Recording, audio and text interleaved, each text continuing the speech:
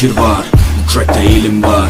Beslenir iman, her yer ihtilaf, şer ve istila, bence bir liman. Gerçekte kitapta yazılı bu Kur'an. Dur bak burada flow mus'ab, anlatır hak kitap, yalan ve hakikat, cabası tarikat. Sana yobaz derler, böyle olmaz derler.